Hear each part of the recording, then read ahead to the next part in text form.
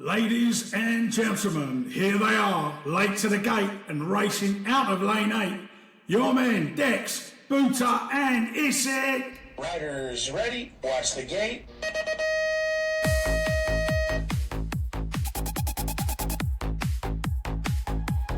Bikes to the van, phone in hand, BMX track in the foreign land. Dex missed his flight, it's late, I don't know why we're late to the gate.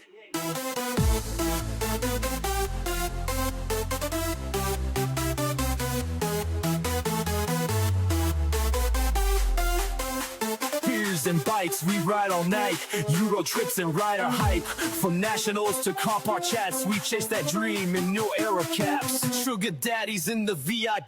BMX moms still faster than me. Dex and Boona, it's a two. Talking trash, we ride it true. Baggy jeans and studded belts. The body is chaos, nothing else. Clips or flats, deadlifts or squats. Still arguing like it means a lot. Crank it up to 99. UK tracks with Euro lines. We're all slow, we talk a lot, but for real, this is all we've got. Late to the day, y'all.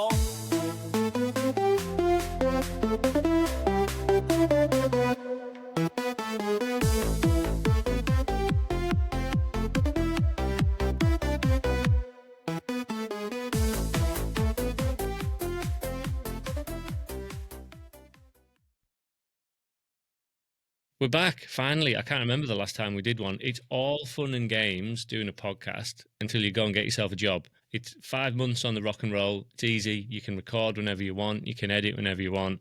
I only went and got a job, and I think I've slowed the job down. We're probably about 3 weeks behind when we wanted to do one. But here we have it. Congratulations, though. Yeah, it's good. I can pay the bills at least. About time you started paying some tax. Started contributing. Did you actually go on the dole? No, they wouldn't let me. They wouldn't let me go on the door. I think the brown envelope of cash they gave me in my last job, plus Kim's job, they were like, no chance. Oh, so I just watched that get smaller and smaller. It's all good. The little matter of 9 hours time difference also plays a little bit of a role, doesn't it? It definitely does. So I'm trying to figure this out, isn't it? But we're here, and we've got a lot to there'll be bucket loads to catch up. We're behind on a lot of races: Papendal, Valmira, Birmingham, national champs, pump laps, and we've got some bikes to review as well, and probably stacked up quite a few of those since we last got together. And there's been quite a lot of messages since we last got together. I think number one was we found 80. We found 80. Incredible. Well done, people. Who flagged it with you? I got the reel off, and it's a guy called Kai Coleman's his Instagram. Kyle Evans sent it to me. I was sent it by numerous people. I was like, I've seen this, guys, but thank you, keep it. Like, one, he's alive, which I'm all about. 2, he's still on his bike. On the brew bike? The brew. The brew. That was the best thing about it. Like, it does that orange brew still. And he hasn't changed. Bloody open face helmet, just rocking it. Rimming no the teeth. hell out of things. 61 years his way old. Through it. Oh, what a guy. Yeah. So for anyone that's not seen it, there's a reel of him on Kai Coleman's Instagram jumping a set of trails, which I think Kai's built. And quiz him on his age, 61. He's got full roost body armor. He might have a leather jacket on underneath, or maybe that's just a confusing look. And he's on his brew bike, and it's typical AD rimming trails. 7,000 likes the last time I looked.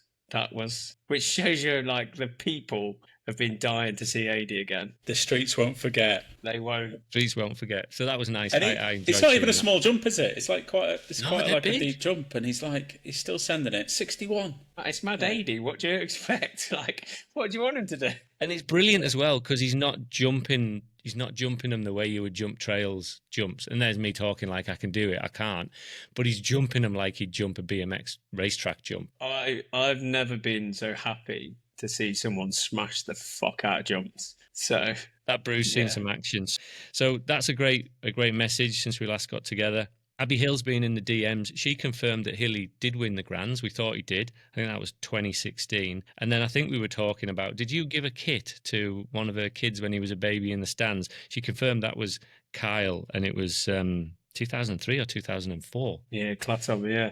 I didn't give it him. I just recall a kid being in a sick Fox kit, and I'm thinking I didn't even know that was a thing for a baby. Yeah. Well, Abby still got them. She's still got those kits, and she sent a picture. So that's always good to hear. We've had love from a few regulars in the comments. Josh Nicholas is always in there. We really like Josh's support. He's always asking questions and giving ideas. Dogman was in there. I haven't spoke to Dogman for a while. Anyone who remembers around 2012 will know that Dogman shifted over from Damien Groves, shifted over from mountain bike to cruiser for the Worlds, and he was a pretty handy rider, to be honest. But he's still doing well in the mountain bike space. Tell you what, Dogman's got a very, very good story, sorry to interject, about him retrieving stolen bikes back. Oh. So anyone that knows Damien or was around crew at that kind of time, I won't go into the full story now, but look it up, because he hired a private investigator to retrieve some stolen bikes because he was unhappy with the police service. And not to spoil the story, but he got them back. He paid a lot of money to get them back, and he drove to Poland to get them back. Yeah, that's unreal. And were they his bikes? Because he lost a couple of Niner bikes, or was it just a load of people? No, they were the Niners. No, they were his bikes. I mean, I may as well drop into it a little bit. They were his bikes. Obviously, I think he's like sponsored by them, so like I think he had quite a few bikes, or him and his other half had a couple of bikes, and he basically put the feelers out, and then he hired someone that would like look into lots of different things and basically drive by addresses where they think that these bikes were, and it was all like, just on the edge of the law. And he ended up driving all the way through the night with his mate in a van, turned up in a Polish industrial estate, and basically strong-armed the bikes back. It's quality. That's a whole podcast. That is a whole podcast. Yeah, we should do one on Damien Groves and his undercover bike retrieving. I genuinely thought you were going to say they ended up in Peterborough, because that's usually where a buyer's got nicked.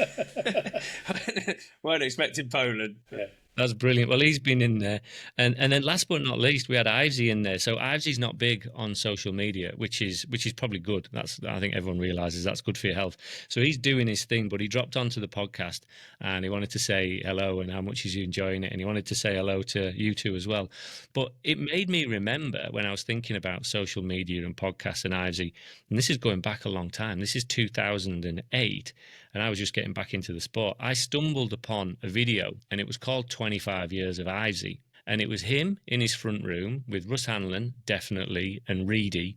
And they were drinking champagne, and Reedy had a big A4 pad of questions. And there were couple of cans involved there. I think there was actually. I think Russ had a can, and they were quizzing him before he went to China Worlds. And I think China Worlds is probably worth a chat at some point as well, because we've never touched onto that. And I think that was probably a big international trip for a few people, because it was just pre-Olympics. But anyway, 25 years of Ivesy, and I really enjoyed that video. And I think a few people came round, they had a barbecue afterwards, and then they all set off.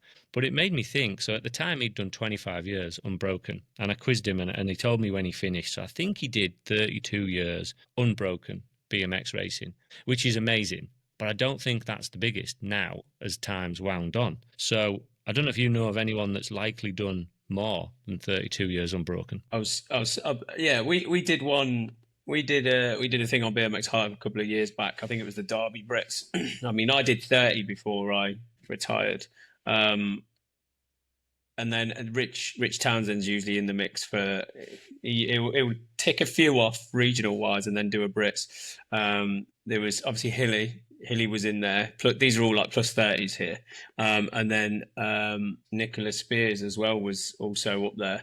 We need to re-put this out, get this reopened, and probably get a better chat going. But I would say unbroken, Hilly's probably going to be your man now, isn't he? You would think so. Well, that signal's up, so let us know. Yeah, let's get that going again. Comments, open them up, bosh. So we've got a load to talk about, and then I think Booter, you've been doing some statistician work since we last got together. Yeah, you know what I'm like. Just diving into it. To be honest, it was built on that Manuel De Vecchi data about World Cups, and we can go to. I can build on the back of Papendal if you want. But some interesting stuff in that. Well, let's get into racing, because there's a lot to talk about. We're not going to get into the detail on every single one, but Papendal was good. Didn't rain. Weather looked good. Papendal's sick. Yeah. We love Papendal. It's a purist, isn't it? It's a purist track. It looks great. Man stepped up, didn't he? RC20. Let's put it out there. Finally. I'm looking at the results now. So I've got the day 2 results fired up. So let's talk about day 1 first then, in terms of the Ross Cullen fan club. He didn't have the best day on day 1. Didn't get rub of the green. Teammate got it done though, didn't he? Oh, Yeah. B-Strong paying out that weekend, weren't they? Jeez. I think they get Ka-ching. paid, you know. I'm sure they get paid from B-Strong. Top Should three. do. I don't know. Yeah, Yeah. I always wondered about what contract they'd be on, because Rico came over in like April. Yeah, And that's a really weird one. Where I think I remember seeing something that they get paid for top threes, which is obviously push them pair on a bit, isn't it? yeah, well, that's what you want. Big cash. They are professional, so they should be result based, really. Yeah, I'd imagine so. Yeah, I would want them to seem to be earning quite well. But yeah, Rico, fair play to him. Yeah, Came out of nowhere. Like, I weren't expecting it. In fairness, I probably wasn't either. Like, you have your people that you look for, and then every now and then someone pops up that you weren't necessarily looking for, and you're like, oh, I should probably look at these in a bit more detail. yeah. I'm going It to had a bit of a weird atmosphere, like without Romain and Joris, and with them both kind of saying they were going to step back. There was a little bit of a gap, and yeah, Rico coming in and killing it. I think his semi was really impressive, but it's the first time I've seen at elite level sort of taking it from wire to wire, and then horsed it from gate 8. Absolutely loved it, killed it. There was enough room for him to like spread his wings, and I think that's what happened. He like as soon as he hit the backside of the first jump on the first straight, he's gone. He just had space to open it up, and there's generous landings and everything on that first straight. So I think just the fastest can get it. We've talked about him putting a lap together, haven't we, for ages? Like, he's had every little bit and then finally puts the lap together. Nearly died on the second straight. I was just about to say, the funny thing is, it wasn't a perfect lap, but he did a it. Twan Van Gent, didn't he, in Zolder? I remember screaming, like, I was screaming as he was going around that second car. Just calm down. But, he got the W. Like, Beth almost had a moment when she was leading. Yeah. Well, she did have a moment. She was like literally on the front wheel, but maybe it's a GB thing. New tactic. TJ Baldwin it. Oh, God. Let's not go there. Yeah, love Yeah, it. so Brits had a better day on day 2. I've got the day 1 results up right now. So day 2 is definitely better for them. I tell you one person I want to call out. Obviously a local to the Papendal track, but women under 23, Michelle Vissin. I was watching her lap, and I think she gate 8'd it both days, certainly on day 1. And when she hit that second straight, she knew it so much. I was watching her pick up over that first jump on the second straight, and she was just pulling bike lengths on everybody behind her because she knew that track so well. I was really impressed with that lap certainly on day 1. I can't remember if I watched it in detail in day 2. Yeah, she seems to be taking it on. She's still got like 6 from 6, not 6 from 6. Is it 6 rounds? 4 Yeah, rounds. 6 from They've 6. done. Oh, they've done 6. No, there's only 6 rounds. No, they've done 4. We've got Argentina. 4 from 4. Sorry. Yeah. She's gone 4 from 4. Nordam as well, the under 23 Dutch kid. He's good. Flying. Yeah. I'm looking forward to the worlds between him and Josh Jolly. Are they going to be in the same? Is that the same year? Yeah, that's going to be sick. Yeah. We're going to be in the stands, boot. Yeah, progress something decks. to We've be actually done. booked flights. That's brilliant. We need to do something. I think you need to record something while you're in the stands somehow, and then we'll work out how to get it out. We can get a sound file out no matter what. To be fair, we can do an iPhone clip, and we'll see how we get on. I might There's plenty of room for clips. Might look at a little lapel mic, just a little iPhone mic. One of them ones you clip on. Yeah. As the day goes on. Oh, play the jingle. They're a good idea, and they're not too expensive. Before we move on, you mentioned a comment about Joris stepping back, and we were saying the other week, he could do whatever he wants. We didn't know whether he'd go again, but he was racing. You probably got more info than me. So what did he say? What's he doing? Is he not doing World Cups this year, or is he just dipping in and out? I'm pulling it up because he's been I want to get the words, word. though, isn't he?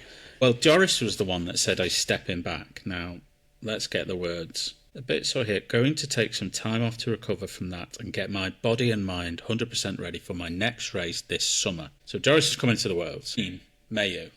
I'm going to shout out another podcast here. Bike Ground is Mona Mukai's podcast. I don't know if you guys have seen that. I've seen the clips from it. Yeah, it looks good. High production quality. Yeah. There's a lot of French in it. Yes, however, the one that he's done with Saya and Romain is fully in English. Really impressed by the quality on it. Looks like a great podcast. Romain says that he's taking some time out and probably might not come back this year. And he raises some really good points, actually. He basically said that if he'd have got gold in Paris, he would have quit because he doesn't love BMX. He said he actually is grateful for the bronze because he's still got something to go at. So it gives him the fire in his belly. But I forgot the exact word, and I am paraphrasing here. He's sort of like, I trained to win, and I'm not actually that interested in it. Which is an interesting stance to take, if I'm honest, when you're under sponsors' contracts.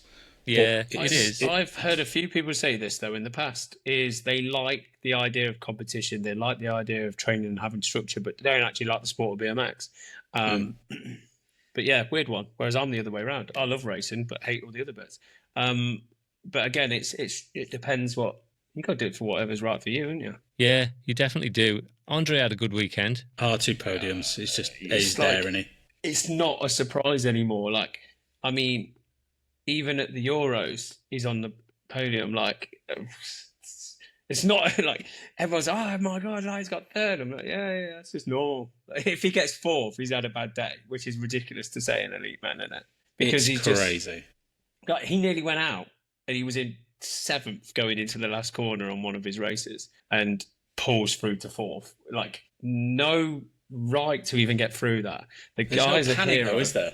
There's no panic in him. You can tell by his body position on the bike. He just waits. He waits. He'll just follow people around, and then he'll be like, right, I can push through this section and get 4th. And that was the first moto, wasn't it? That was the one that Kai was in. Yeah, it was. Yeah. Yeah, I think he picked Kai for it, and then Kai got through the LCQ. Which is good to see Kai back again. I was about to say that. Yeah. He's back.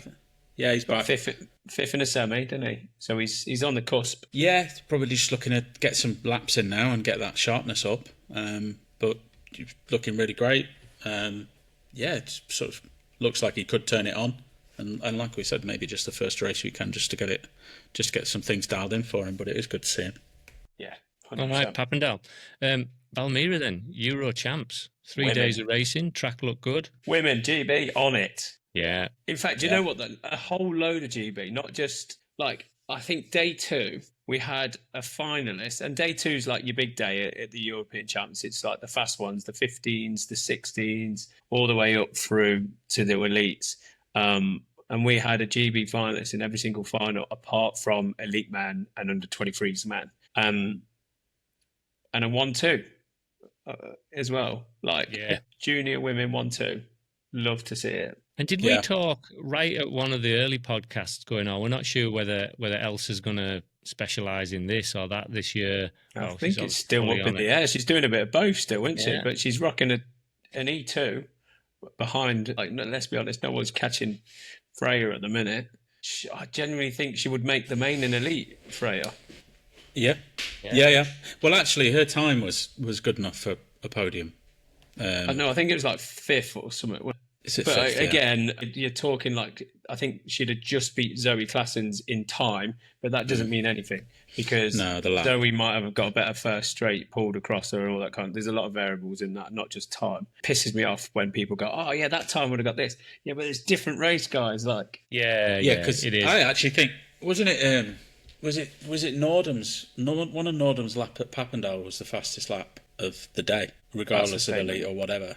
But then again, he wasn't getting a challenge, and every elite race might have been a challenge between 2 riders, and they could have been battling. But yeah, go back to Valmira. I think Elsa was just like pulling moves in the turns. The big jumps were suiting her, and I think that's a medal now at a championship level in European. Yeah. So I think it is. I would hope that now unlocks something for her that gives her the chance to compete at both.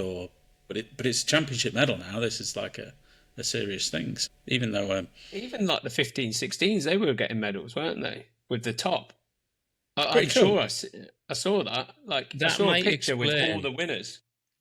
Yeah, that might explain what I'm looking at, because I'm looking at like some half results. So it's all the thing, because I did a bit of frantic Googling before we started, but all the thing that it's showing me is 15s, 16s, male and female, and then elite Yeah. junior Day and two, 23. So obviously there's loads of other stuff we want to see as well. What's that you're showing us? That doesn't really work, does it? It's the podium shot, and you're right.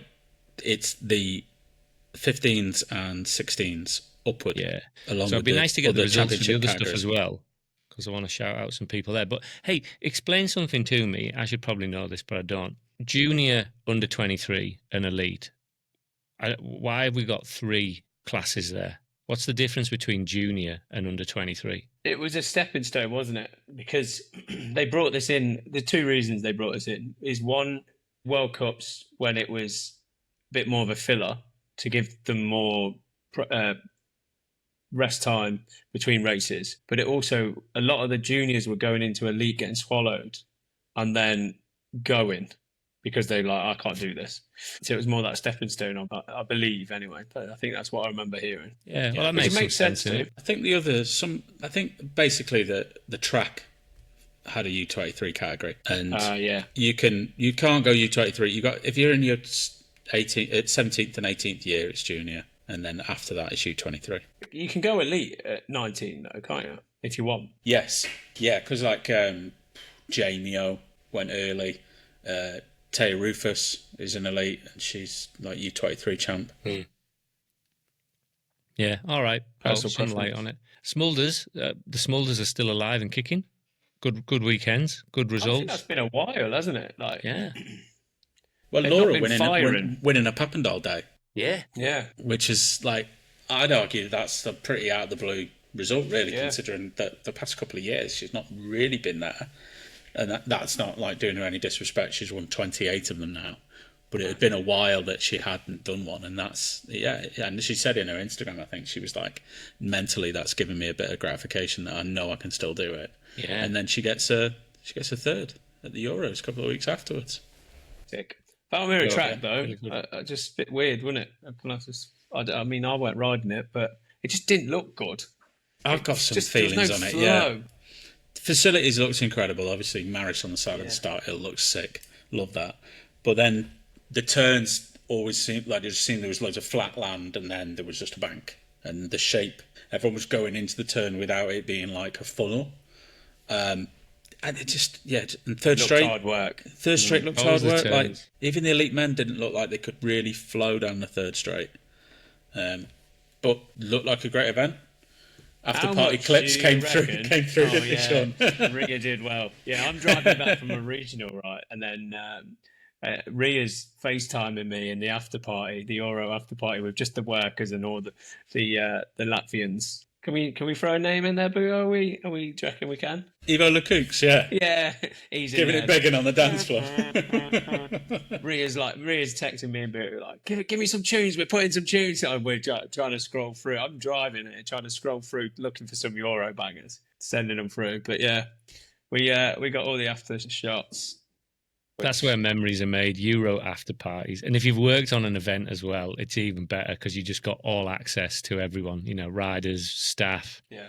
On the topic of that, Ria, we need all access at the Worlds. Just saying, sort us out a few. We can do this chat now, actually, I bet. No one's going to listen for UCI. Zolder, 2015. Sure, Sean. Yeah, go on, Boris. Are we doing it? No, don't get anyone in trouble. 2015 Zolder was an excellent event. Great event. And that was the best. That was actually the best after party that I've ever been to. That was Juice. That was a good one, yeah. That was a good one. That was throwing shoes on the roof and stuff. You loved that one, didn't you, Richard Matacek? I did. I can't remember. So what was a banger about that after party then? Was everyone on it? Did everyone want to be part of it? Were the elites there? I think. Yeah, it was just a mess, wasn't it? We've talked about it. I think, was it podcast 1 or 2 where it was the one where Sam was chucking shoes and that. I think they just did it a decent enough event where it was like organised and just not left to the athletes to try and figure it out. Yeah, it was good. Yeah, and it has to fit, I guess. Copenhagen one though, that might be expensive, isn't it? It's an expensive place. Yeah. What's give us a wristband for free drinks, we'll be sound. Probably 10 euros for a Copperberg or something like that. Yeah. Well, what I was going to say is, how much do you reckon they paid Maris to come over and be there? Because that's definitely funded. Yeah. Did you see the branded beers? Yes. Yeah, they got Maris's face on the side of the beers at the event, which was pretty rad. That'd be pretty good collector's thing. And his shirt's in the airport on the walls. Well, he's a big deal. I mean, He is a Latvia's big not deal, massive isn't he? place. Because like Latvia winning Olympic medals, it's like it's the Mariana deal in Colombia. When she won her gold in London, it was the only gold that Colombia won. So like I'm sure they become the biggest stars. I'm sure he had the credit card to Latvia, and he could just walk around and get anything he wanted, basically. I think it's well deserved. I love Maris's attitude now. He's retired. He's just like, he plays golf Chill. and he makes no apologies for it. He's riding again. Did you see his pull? He rode the track. He's got it, hasn't he? He rode the track after with his kid, and his kid's pretty quick as well. But he's got a 1-2-3 still. Macking.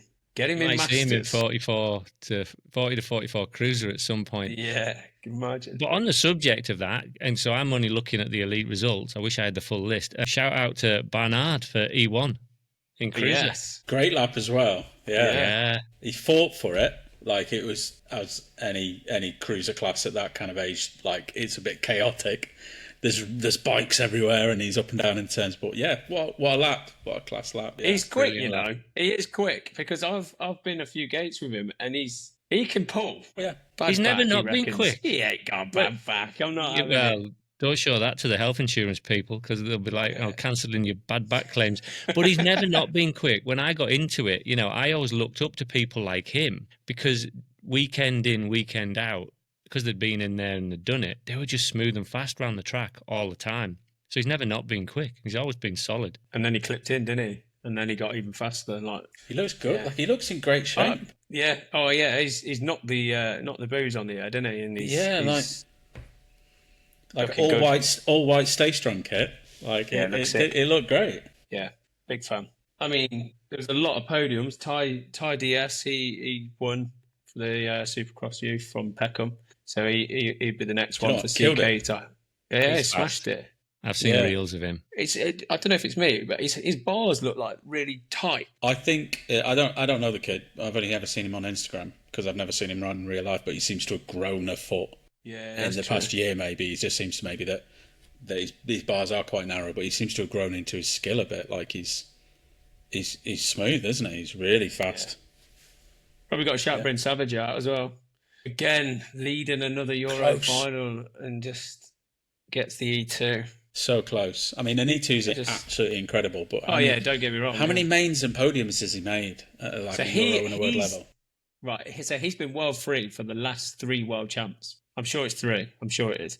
But I'm really looking forward to him and Ty at Copenhagen because everyone thinks they hate each other and they've got this massive rivalry. They are really good mates and they love to push each other on, and even trying to find a place to ride before they go out to Copenhagen.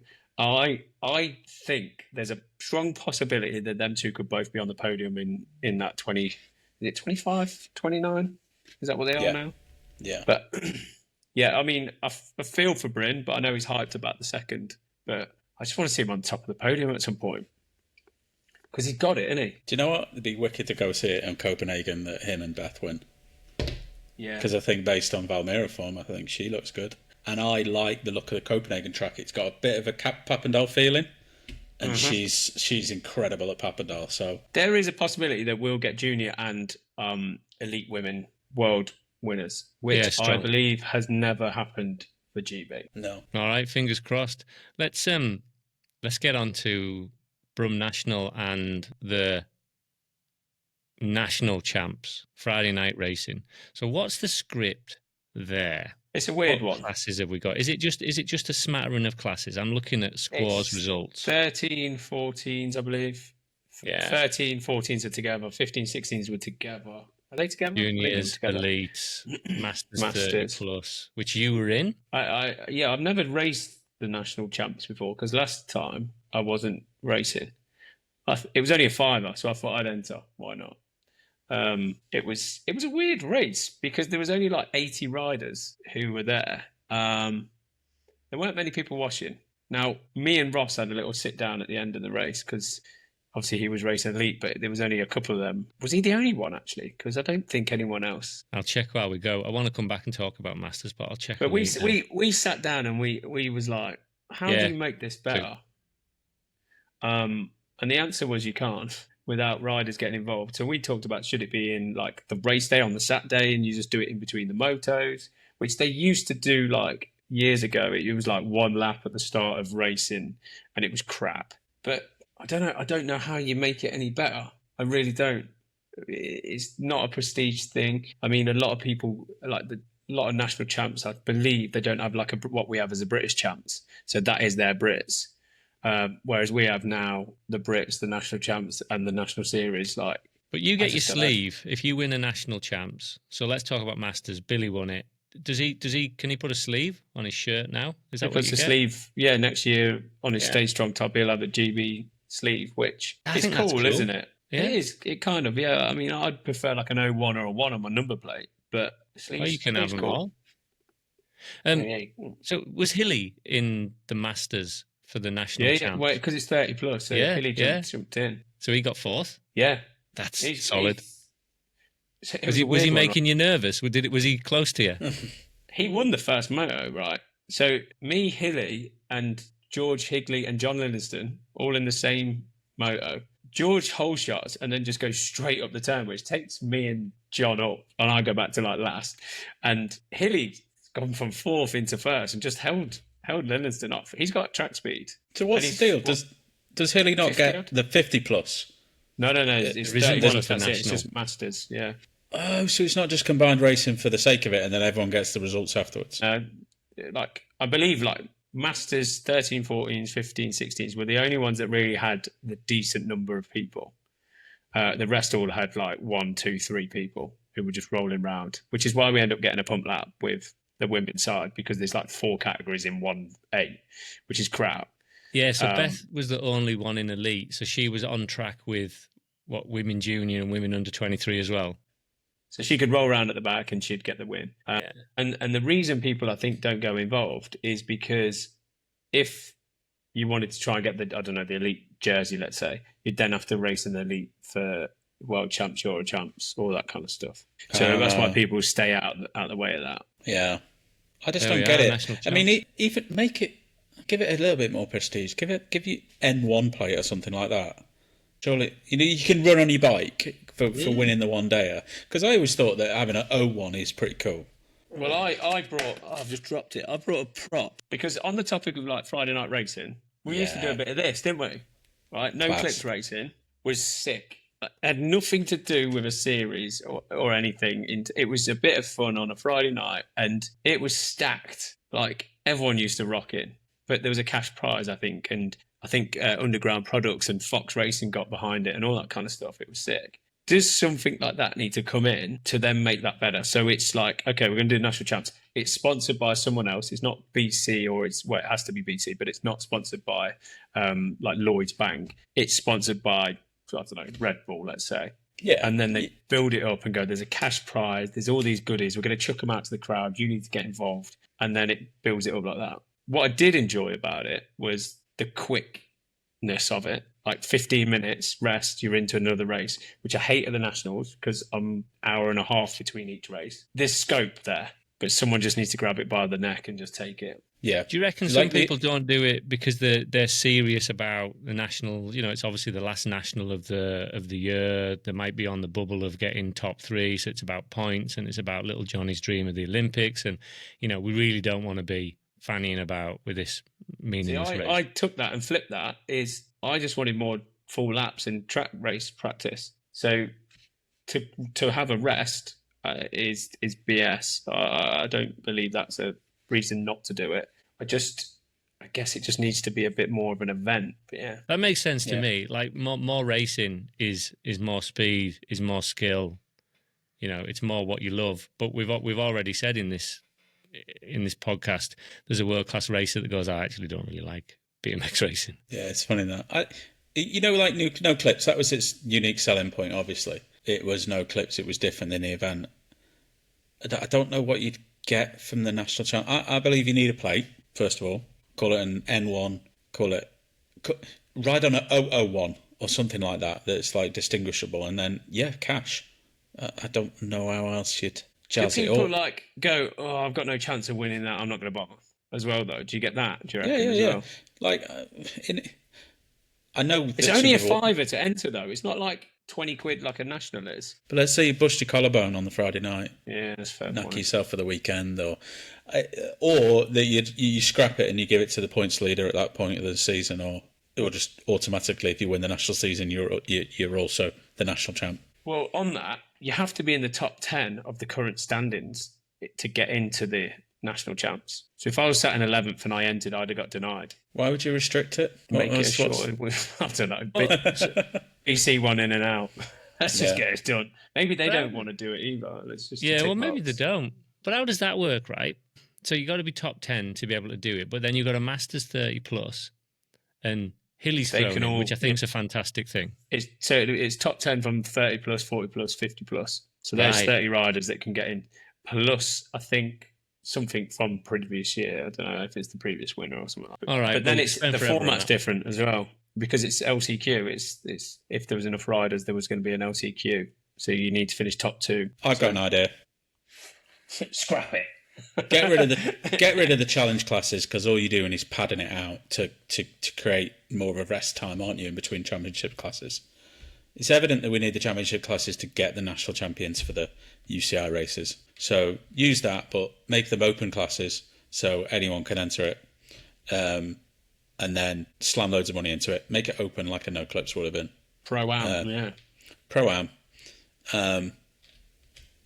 Run it one lap, no crap. Just run it. That's an old school thing, isn't it? Just run it and get it over with. Yeah. All right, that's it. Solved. National. So the last national of the year, Birmingham. Where have you ended up, Sean? This is not been your best year. Mate, I got second overall. You got second overall in the whole series. Mate, can't believe it, can you? What a shit start. I'm looking at the results. So you clawed it back. Whilst we're on this, Cal Strickland, fuck on a fat one. Am I allowed to say that? Yeah, you're allowed. You can say what you want. Cal Strickland tried to. I know he's coaching George Higley and all that. He said, "Oh yeah, mate, he got DQ'd," which he did get DQ'd. And I said, "Look, George, that's a bit harsh, but I did him in the last quarter anyway, so it won't matter." And he was like, "Oh yeah, no, that's going to cost him." But anyway, yeah, I got second. Don't get me wrong, me and George, we're sound, and me and Cal are. This is not me trying to start some beef. This is what I get off my chest. Because I've had a few people come up to go, "Oh, you only got second because he got DQ'd." No, it wouldn't have mattered. Yeah, they still got it. So I'm looking at the results for the rounds. I haven't got the overall standings for the whole year. I don't know if anyone can fire them up quick. What do you want to know? I want to know where everyone ended up. I tell you what I will read while we're looking at that. So I went on the Berm, and they had quite an interesting thing. They looked at the club standings at the end of the year. They went into detail on this. Yeah, and I really liked it. And they've got this wicked diagram of where the club started and then how it went across. So they've got loads of little dots moving across the page. You should look at it on theberm.com. It's cool. And they looked at the ranks, top clubs at the end of the season. And it's really interesting, having been away from the sport for about 10 years, it's still the kind of clubs that had a big following. So it's a good indicator of the clubs that have a big following and a solid structure and, a good place to be. Preston Pirates, number 1, was always a solid club. Birmingham, number 2. Manchester, number 3. Braintree, number 4. Exeter, number 5. The list goes on and on. But those top clubs are probably the clubs you would expect because they've always been like that. Like you say, it's the ones with the infrastructure, isn't it? No one's breaking through just yet, are they? No. But then they looked at the top regions as well. And with 2 clubs in the Scottish region, Scotland was the top region of top number of points, and they actually go in and provide some insights why and, kind of some of the reasons for it, but really, really good. And it was interesting to see the Brooksies are still riding at Preston because they were big points contributors doing sort of cruiser classes as well. There's only one of them. It's only Alex. Yeah, Ryan does it. Yeah, it's only Alex. But they've got their own race team. I'd imagine they were quite high up as well. So yeah, I think that would be. They've got a good setup. They know exactly what they're doing. Something's happened at your end. I think we're all right. I've just seen that. It says heads up. New recording. It's like It's like something's unplugged, so they'll give you a new audio track, but it still sounds all right. We can keep going. Hey, it's never a podcast without something. Check your mic input, Sean. It does say external microphone. I don't know what that means. I'm going to unplug it. You talk. I'm going to unplug it and put it back in. So, Alex Brooks got second at Cruiser Euros, Dex. Did he? Yeah. He was quick. He almost got it. He almost got the win. But yeah, he's a decent. Well, he's an incredible rider anyway, but he's a decent cruiser specialist. Yeah, 1729. So what age is he now? He must be getting on. Must be 25. Yeah. I find it difficult because sometimes I still can't understand how some kids that I thought last saw when I was 7 years old are, 20 now, which is a difficult thing to get my head around. Mate, that makes me feel old and it makes me feel sick because, we used to sponsor him as a kid for BMX Hype and now he's running his own race team and doing a better job of it. Yeah, it's quality. Fair play. Yeah. But anyway, some good analysis from the Berm there on the clubs. And, I think it points to the clubs that have always been good and with a good, good structure, good people. Well, going back to your national titles, Jos Marnham, the Brummie rider who is on the programme, he's won the national series again. I say again because he won it last year.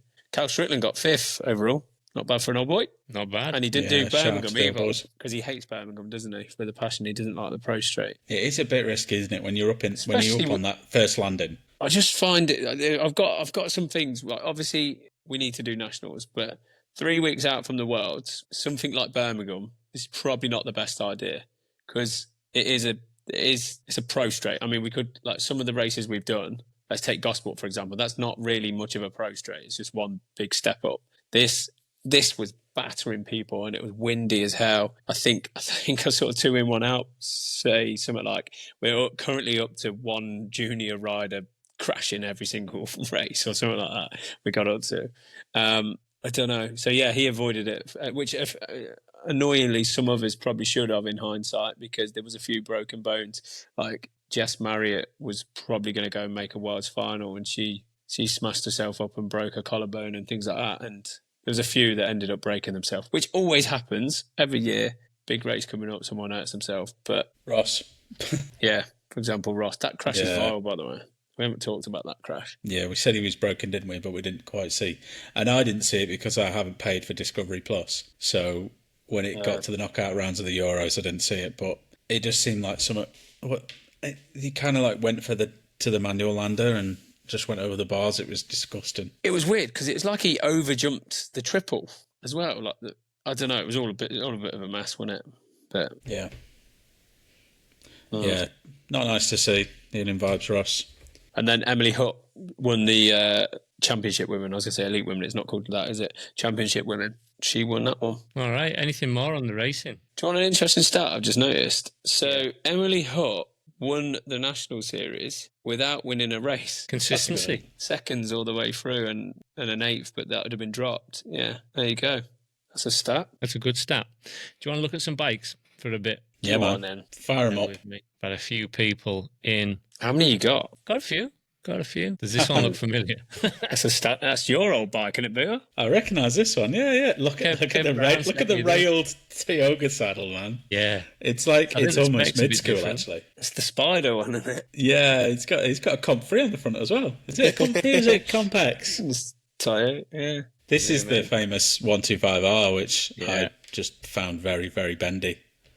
I liked that bike though. It does look. It's a gorgeous bike. It's a stunning bike, to be fair. 41 thermal Odyssey forks. They're a bit of a throwback. Yes, it's got a lot of Aaron's old. Kev sent this through. It's got a lot of Aaron's old bike spec on it, but that to me is the perfect frame shape. That's what I like. Those two triangles, but nice long front triangle. Yeah, geometry wise, it's absolutely bang on. It's a 21.5 top tube. I always like the standard. I always like the graphics. It's about £4 as well. It's really, really light. Yeah, but cheap though. And Kev reminded me there's a bottom bracket issue with this bike, which I'd forgotten about, but then I remembered. Yeah. I ran profiles, a Euro threaded bottom bracket, and the non-drive side would just not catch a few threads, and I just figured I splayed the bottom bracket shell. I think if you didn't ride it really hard, you could get away with the shell not coming out, the actual cup. But yeah, I just sort of give it up at the time. And, Well, it's and there. I I'm- think I'm- Aaron's ridden it a few times, but not a lot. Yeah, Kev's got some absolute treasure troves in his loft. The one that I always remember is that he's got like a Pro Concept little junior that Dan used to ride. Many Kruppis, lots of GTs. Mark's got a Haro Cruiser, the Group 1, with the sort of like weird triangle front frame and big core hubs and stuff. Like Kev's got some candy hidden in the loft. Yeah, it's amazing stuff like that. Sean, you must have some stuff. Have you still got some I've got- Titans or JMCs?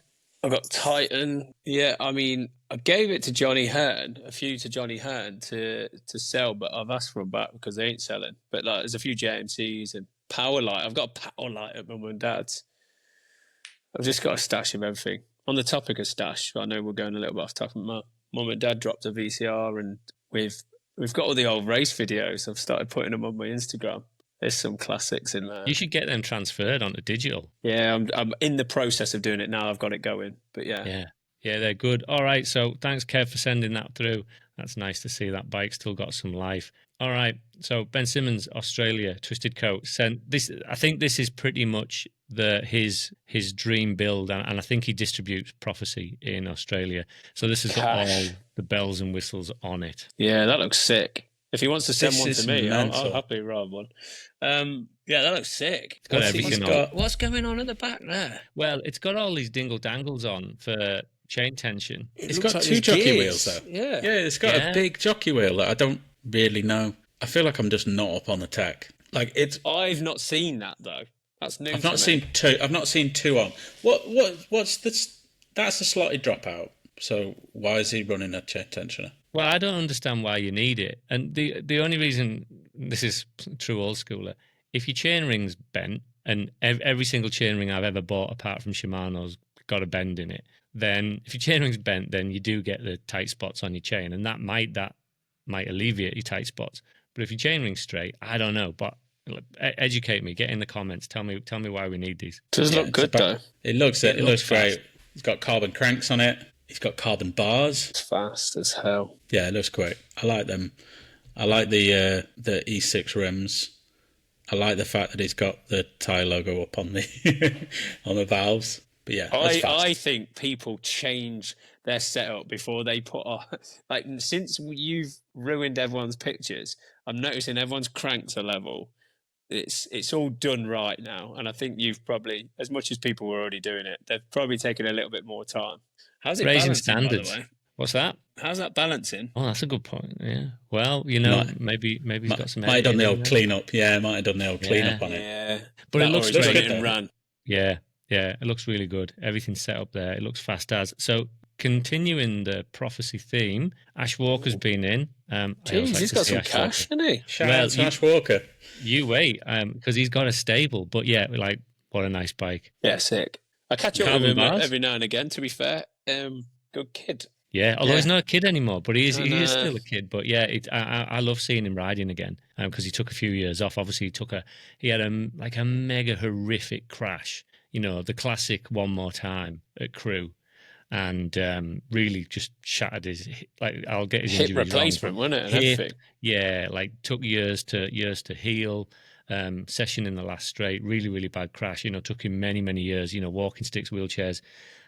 He was injured, and everyone had gone, locked up the container, and he'd done the classic One More Time, and he was in that much pain. They bundled him into Clark and Kent's mum's car, I think, and took him to the hospital, and she was driving one of those Peugeot 206 convertibles with a tin roof. So he had these horrific injuries, but which they didn't know, and they'd bundled him into this car, I think, and took him to the hospital. But nice to see that, and that bike's nice. And on the subject of, look, Blue's he a has dream. stable. Got a Got cruiser as Cruiser well. too. He's gone. Yeah. He's gone carbon Mate. on this as well. There is some I'm in crash the in wrong there. game. I'm in the wrong game. I mean, that is a beauty. That I love the stealth cruiser. Yeah, it looks good, doesn't it? I'm in the Look how market for a tight the- cruiser, but that looks incredible. Look how tight the How back tight is tyre that is. seat against the tyre? Yeah. Oh, yeah. That's millimeters. You must have that cut out. On the topic of seats and tyres, there's a kid that, like, obviously now that Milo's riding his BMX, there's a kid down at our local track at Nuneaton called Phoebe, and she's only 4, but she's that small. Their dad's had to cut the seat to let the tire go through the seat, and it looks sick. I need to take a picture. I'll get a picture of it next time. Yeah, take a picture of that. That's good. So thanks, Ash, for sending them in. So yeah, on the subject of little kids' bikes. So Luca slid into the DMs, and I said, have you got permission from your mum and dad to send this bike in? He says, yeah, I'm sat with my dad. This is my little sister's bike. So another fast little rocket. So I checked to make sure he had permission to send this in. This is Luca Chalk, isn't it? This is Nick Chalk. Yeah, and it's his little sister's bike. Chalky Sean. Nick Chalk, right? There's some legend. Obviously, I used to race Chalky. He was funny as hell. One story I remember about Chalky is, like, I think it was Chesterfield. It was Chesterfield. You know what? The B final.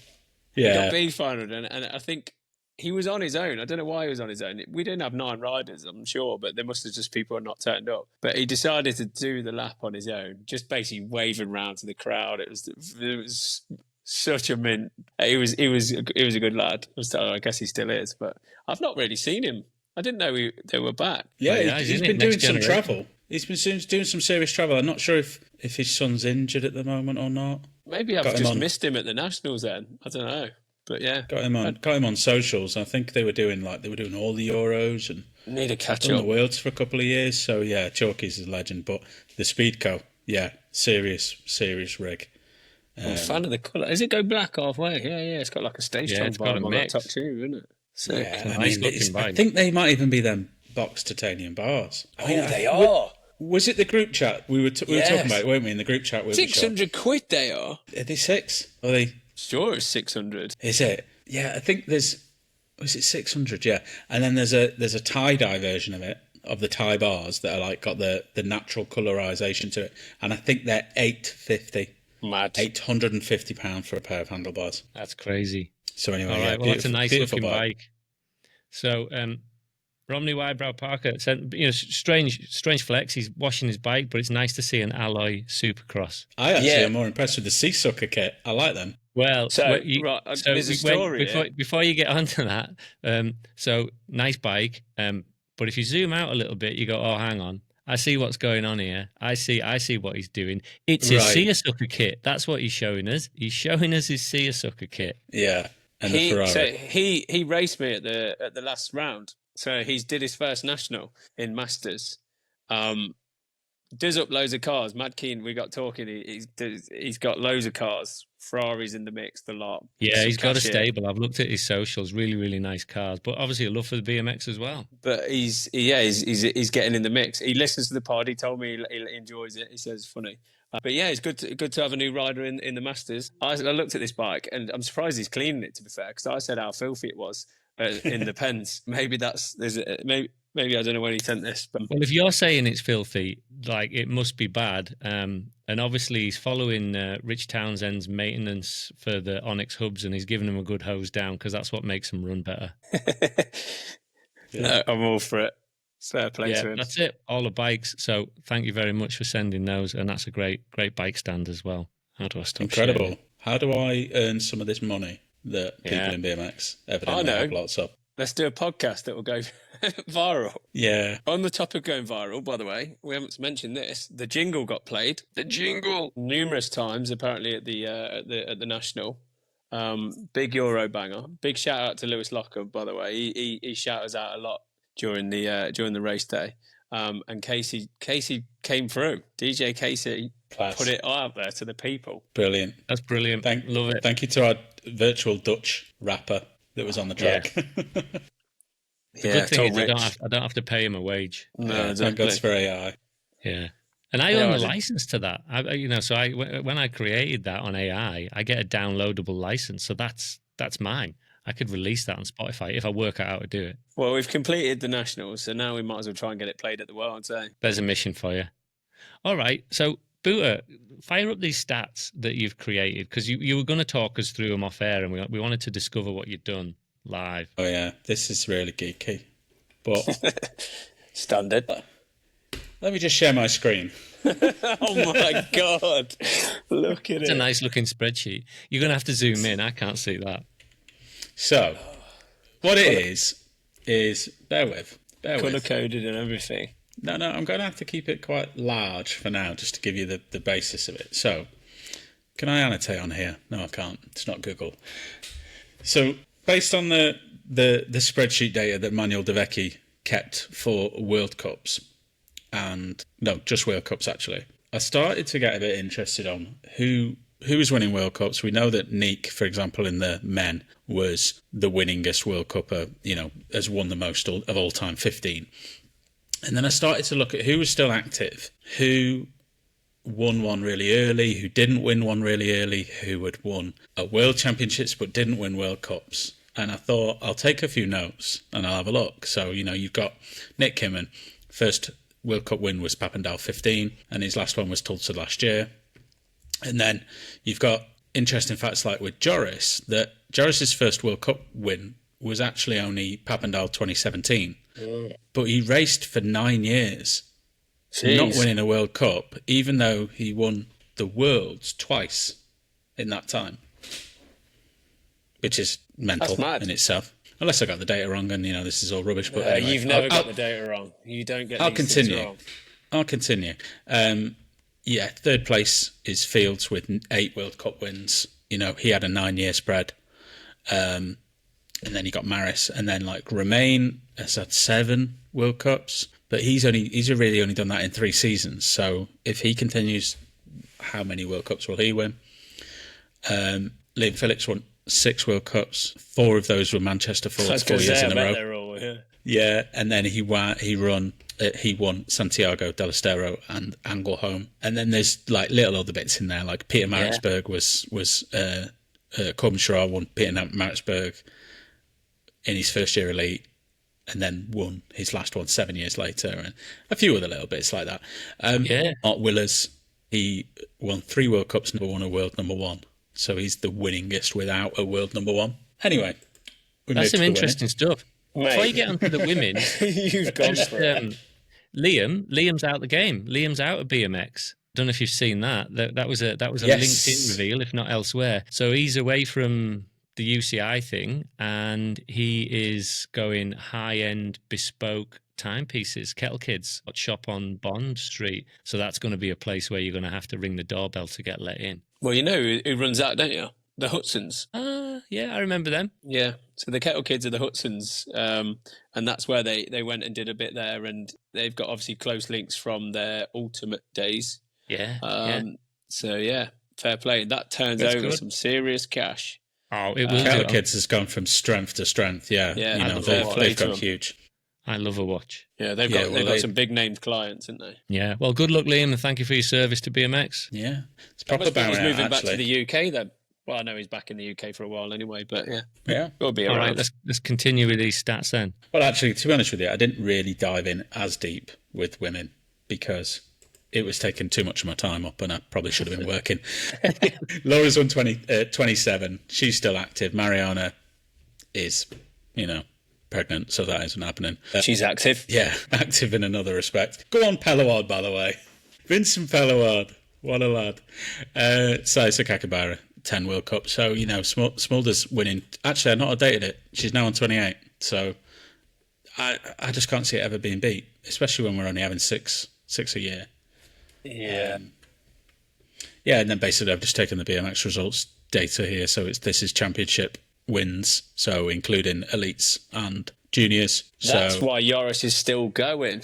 I've just seen it from your stats. It's the only thing he's left to do then. No, well, this is the thing. He can't do it because, well, he can do it. Sorry.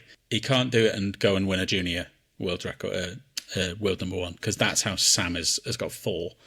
Because Sam got 2 in junior and 2 in elite. Now, obviously, Dorde's got 3 all elite. Bennett has got 3 all elite.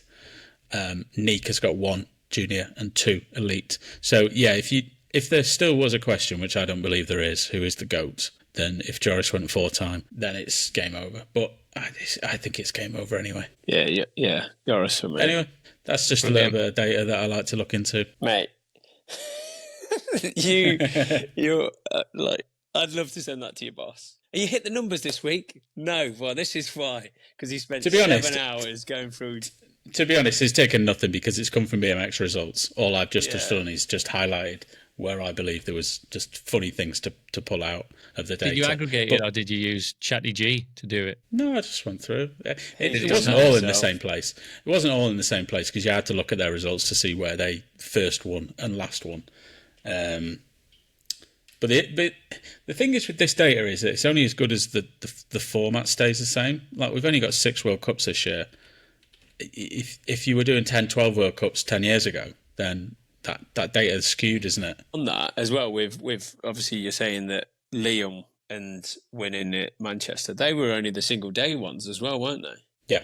I think Imagine if it's not that same level playing field. Man, it could have been 8. It could have been 8 if they doubled them up, because he would have won them. And how mad is it, by the way, that people used to travel all the way just for one race? Yeah, budgets were different then. Yeah. I think it's Then important again, not now, to Sean, overlook how good Liam was at that point in time. You know, just how good he was. He was sick. Again, he was one of them that he was so fast, just needed to put it together in the right moments. He would either win or crash, wouldn't he? That was the kind of Liam's thing. And unfortunately for Liam, he seemed to crash and break a bone every time. He was like that as a kid. There was big crashes all the time, wasn't there? And I think he won the series like 2 years in a row. Obviously, got the one Worlds win in New Zealand, and made both of his Olympic finals when he went to the Olympics. Yeah. So he was there, but there's an argument that the talent pool was deeper. You know, He went to 3 Olympics though, didn't he? Not 2. Sorry. Yeah, 3. Yeah, you're quite right, Sean. I would argue that around that kind of time, though, there was 15 guys that could have won it any day. Yeah. And it was so deep. Agreed. So yeah. There's some stats I'd like to know, actually. How many pros have crashed and broke a bone at the same time? Because there's those theories going around the internet, you know, never broken a bone. Some people don't. Some people don't break them. Some people do. And I'd love to know if some people have had a lot of crashes and never broken a bone. Well, this is Ross's first break. He's never 24. broken a bone. So, But he's had a few crashes. Yeah, I mean, imagine he's had quite a few, yeah. Yeah. Never broke a bone until now. Annoyingly. Have you ever broken one? Me? Yeah. No. Loads. Rickets, you're a bone breaker. My collarbone's not even connected still. Oh, Sean, I saw that Reece Hoggett had done what you've done. Oh, yeah, I saw it. And we'd gone out to that 4-cross race in, is it Czech? Czech Republic, yeah. Yeah, and he's done his collarbone, but to the point that, like, where you done it, and it, you know, sort of Decking up. popped and moved and out this, you know, horrible break. Not ideal. He'll be hurting. I've got issues with it now still. And I mean, that's when I was 19. It is what it is. I'll be in a wheelchair, do you know what I mean, when we're about 50. Because we love it, don't we? We do it because we love it. Wife will push me around. She'll be all right. Yeah, you'll be complaining about your back when you're in 44 or 49 or whatever it is. Winning Euro Cruiser finals. Yeah. Right, Is I've there got a anything random we haven't one. covered? Well, there's 2 I want to go for. One about Cycler Park, but I guess we could cover that another time because we're No, going to let's get into it. We got time. I just need to. It's close on 7. If I'm done by 7:30, I need to get the kids to school. Well, I've booked a camping spot, so what I say now, I want to stay on site. But they are scumbags, aren't they? Don't hold back. Like, how can they charge? First of all, let's start on the gazebos. How can they charge 90 quid per 3x3 gazebo plus an £8 booking fee? And if I want a 6x3 gazebo, I've got to pay the same £8 booking fee again. So I'm going to pay 200 quid for a 6x3, which I'm not, by the way, because I've paid 70 quid for a parking spot for my camping, which is just around the corner. But anyway, let's rip off merchants. This is partly British Cycling's fault for not getting the full kind of lowdown of how much the company is going to charge. Because it's not a club, is it? It's a company. That's the first thing. And then practice on a Friday night. Again, you've got to pay a £5 for your session, plus a booking fee. And then if you want to do the after practice, you've got to pay another £5. It's only 45 minutes, plus booking fee. Is that because they're privately owned, so they can make up their own rules? They're just ripping people off left, right, and centre. And I just, like, Brits is my favourite event of the year. Absolutely love it. But I'm not looking forward to this one because I feel like they're killing the vibe. One, with the amount of things that it's going to cost, but also kind of sounds like how they're setting it up just sounds wrong. No long jump either, because they've put rules in place on the campsite. It just... What's wrong with the long jump on a Saturday night? I don't know. A Sunday night. As far as I was aware, but, you know, everyone just did it. Sorry, Sunday night, yeah. Yeah, they just. I mean, I was in talk to Billy and Danny about it, and they're just saying there's a lot of loopholes that they got to jump through, and it's just ruined it all the fun. So they're just going to knock it on the head. I think That's a shame. it is a shame because there might be a rebel run. yeah, we'll get 80. We'll get 80 down, set it up. But yeah, and then you've got the old woman around the corner who moans about the noise, doesn't she, as well? She's standing there with her decibel meter saying, "Oh, too loud." So that's obviously going to reduce the amount of music that Casey can play. Yeah, Because we Ryan always had get all that. this issue all the time. It was just a pain in the arse. But that's Cycle Park moan done. Yeah, well, before you go off the cycle park more, then to me, there was never bettered as a Brits venue. What a place. Well, yeah. You just Got had some everything. memories from Cheddar. Yeah. We all have. Yeah.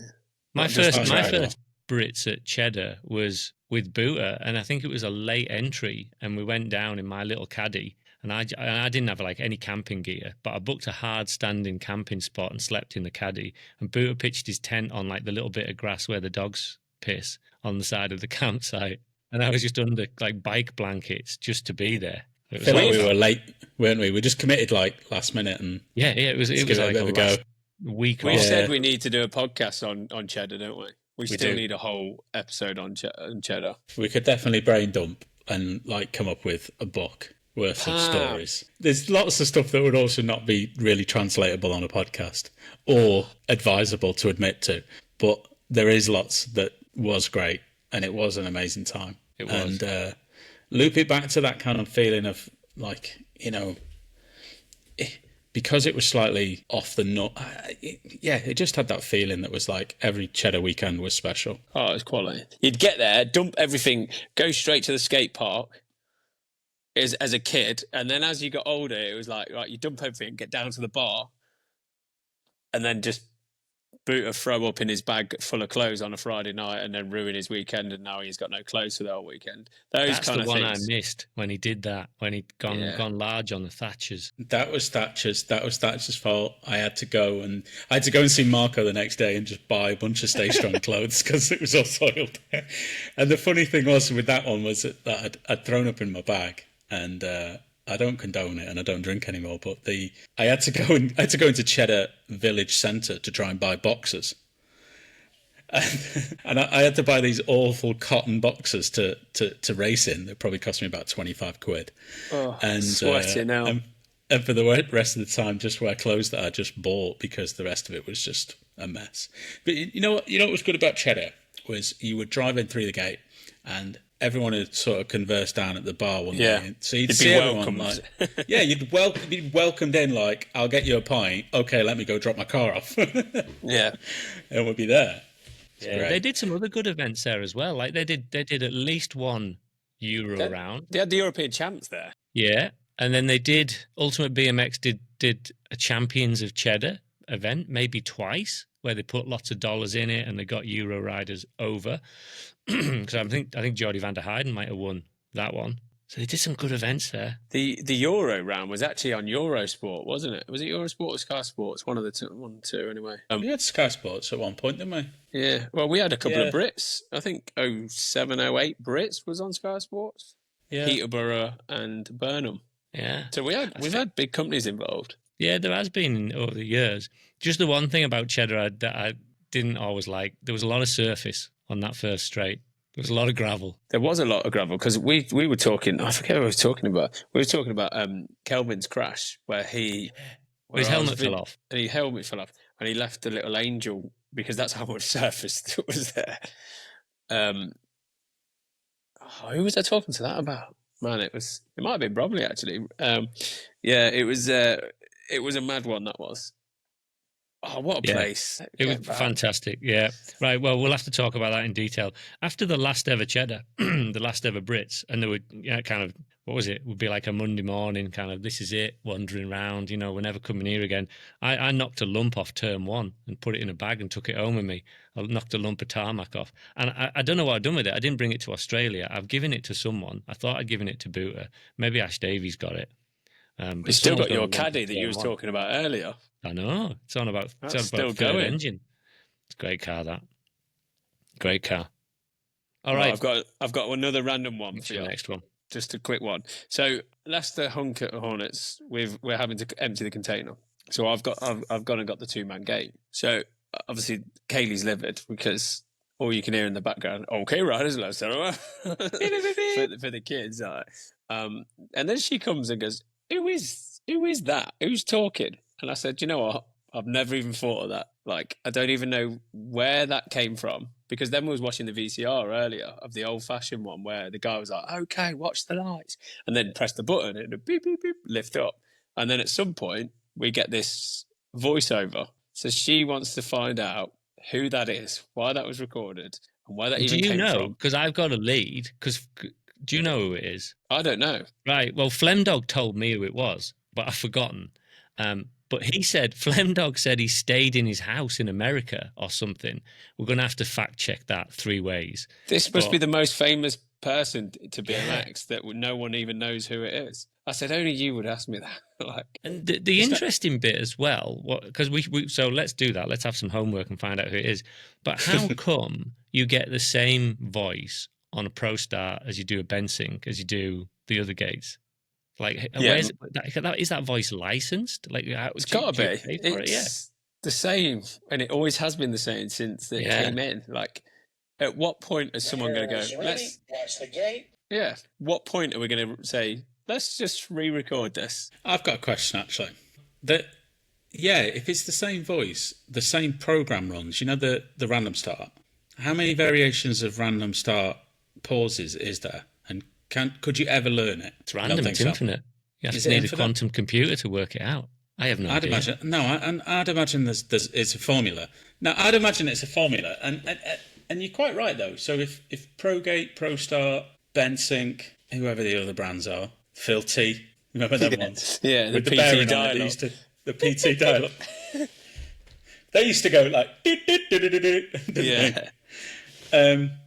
Like how do they all share the same program? What is the program? And so there will be an algorithm, and there'll be a way of learning it. Peter, I feel like I've ruined your night, and I'll ring you in the morning, and you'll be like, I've not been asleep. So right, I figured out how to win the world.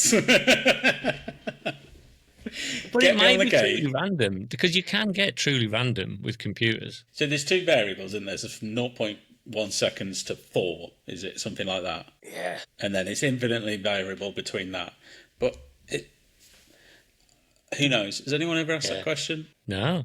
Hey, and who's the regulator? I worked at the lotteries for a short period of time, and most of the lottery systems are balls out of a machine, but they do have certain games that run off a random number generator, and obviously it's heavily regulated. And the random number generator lives in a rack in a data center with 2 keys, one for the company, one for the lottery regulator, and that isn't an algorithm that you can learn. It's, I think it took 8 years to get approval to use it rather than balls out of a machine. So you can do it, but that comes with a multi-million-dollar price tag. It's mad, isn't it? Yeah. Why have we never thought about this? Why has this not been questioned before? It's got to be a formula. I'm thinking it's a formula, because otherwise, how is each gate company implementing the same system? Yeah. And does that get scrutinised? So UCI turns up to a track, and I put my gate on, and they say, oh yeah, it drops fine, doesn't bounce. The speed is there. I don't know what the technical delegate maybe does a speed test. Does T and Isidore do a speed test? Make sure that gate just holds the wind thing. That's all he does. Making a fortune out of this. Yeah, they must do a speed test, because it'd be like, Bournemouth gate's a bit slow. Got to be a speed test, yeah, because they're not gravity driven anymore, are they? So they're a ram. So they do speed tests on, because I know that at Manchester between day 1 and day 2 they changed the speed of the drop. Yeah. And you can tell when it lifts, when the gate lifts, you can tell by which light is flashing to what speed it's set at. So why did they do that? Because then you got to fully learn the gate again. I think it was just someone did it off their own back without actually being told to. Well, someone was hitting the gate, and then they thought, right, I'll speed that up. That's shit. You shouldn't do that. Come, like, slide into the DMs and tell us why you should do it. Because Birmingham, obviously I'd ride there every Wednesday, and my gates were mint. And then it came to the Wednesday before the National, I was smashing it. I was hitting the gate. I was whacking it every time. I said, this has been slowed down. And apparently a lot of people have been saying that week. on the lead up to it. So I don't know if they had a service before the national and therefore someone was messing around with the settings. But yeah, it definitely was dropping slower. I love that. That's one of the most exciting parts of BMX racing. Rocking up somewhere, going like, "What's the gate? Is it slow? Is it fast? You know, do I need to be this way or that way?" How do you adjust to different gate timings? Well, because some people go, "Well, I'll adjust my timing," and some people will go, "I'll adjust my body position." Body for me. That same for me. Because you can't. And gate's the one thing I could do. I'm committing on red. The amount of people that go, "Oh, this is a first yellow." That's not a reaction. You've seen it, you're waiting, then you go. You can't get there. Like, you need to react. So it's body position for me. Yeah. So when it's a slower gate, bit further forward, faster gate, bit further back. Snap on green, baby. Other way around. Faster gate, further forward.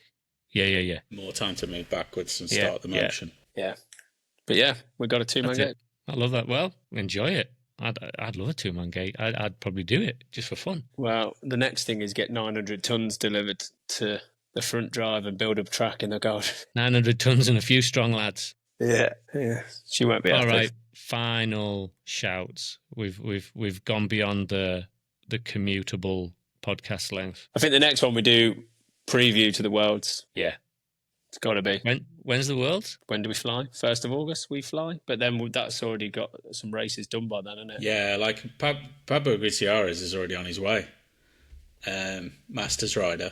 He's like camper vanning it already. But I think within the next 2 weeks, then we've got to do one. Yeah, well, we only go out Friday the 1st, and then the weekend then is the elites. But then the weekend before, so we need to ideally get one in next week. Next week or the week after, yeah. We could do a cheddar one after that, no? Oompa. That's for the winter series. We can say the cheddar ones. Yeah, that's a good point, actually. What are we going to talk about in the winter? Yeah, bit longer form, boring ones. Yeah. I think they're the ones that people are excited about. Your bike will be going away in the shed for another. Yeah. I'll present my findings on gate timings. By that point, I would have done some endurance testing. All right. Well, let's wrap it up.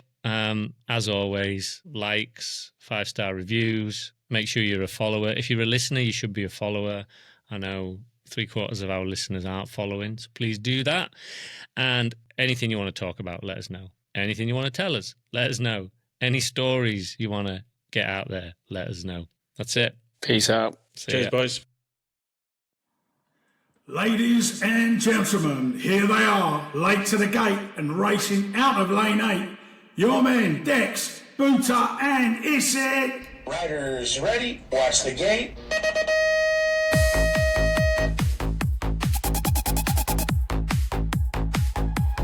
Bikes in the van, phone in hand, BMX track in a foreign land. Dex missed his flight, it's late. I don't know why we're late to the gate.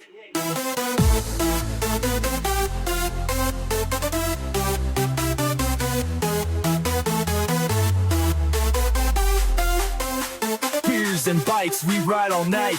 Euro trips and rider hype. From nationals to car park chats, we chase that dream in new era caps. Sugar daddies in the VIP. BMX moms still faster than me. Dex and Buddha is it too. Talking trash, we ride it true. Baggy jeans and studded belts. The party is chaos, nothing else. Clips or flats, deadlifts or squats. Still arguing like it means a lot. Crank it up to 99. UK tracks with Euro lines. We're always low, we talk a lot, but for real, this is all we've got. Late to the day, y'all.